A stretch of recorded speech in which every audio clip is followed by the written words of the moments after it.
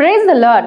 நம்ம நிறைய தடவை இப்படி சொல்கிறோம், இதை செய்து நான் கெட்ட பேர் எடுக்கிறதுக்கு இதை செய்யாமே இருப்பேன் அப்படின்னு சொல்லி நம்ம நிறைய தடவை சொல்கிறோம். பாருங்க, வேதத்தில் 1 பேதுரு 3ஆம் அதிகாரம் 17ஆம் வசனத்தில், தீமை செய்து பாட அனுபவிப்பதிலும் தேவனுக்கு சித்தமானால் நன்மை செய்து பாட அனுபவிப்பதே மேன்மையா இருக்கும் அப்படின்னு சொல்லி வாசிக்கிறோம்.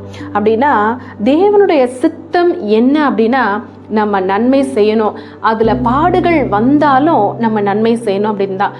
பாருங்க, வேதத்தில் கூட தாவீது என்கிற மனுஷன் சவுலுக்கு எவ்வளோ நன்மைகளை செய்திருக்கிறார். ஆனால் சவுல் அவருக்கு அநேக தீமைகளை செய்தார். இவர் தீமை செய்வார். அந்த தீமை எப்பேற்பட்ட தீமைனா, அவருடைய தாவீதுடைய உயிரை கொல்றதுக்கு சவுல் அநேக தரம் பிரயாசப்படுவார். இப்போ நான் போனா என்னை கொல்லுவாருன்னு தெரிஞ்சோம், இந்த நன்மையை செய்தா இந்த சான்ஸை பயன்படுத்துவாருன்னு தெரிஞ்சோம் தாவீது சவுலுக்கு நன்மை செய்யறத நிறுத்தவே இல்லைங்க. அவர் அநேகம் தரம் ஒரு ஆவியினால அவஸ்தைப்படும் பொழுது இவர் நிறைய தடவை போயிட்டு அவருக்கு அந்த யாழை வாசித்து சுரமண்டலத்தை வாசிச்சு அந்த ஆவியை அவரிடத்துல இருந்து போக வச்சு அவருக்கு சுகத்தை தேவனிடத்துல இருந்து பெற்று தந்தார் அப்படின்னு சொல்லி பார்க்கிறோம்.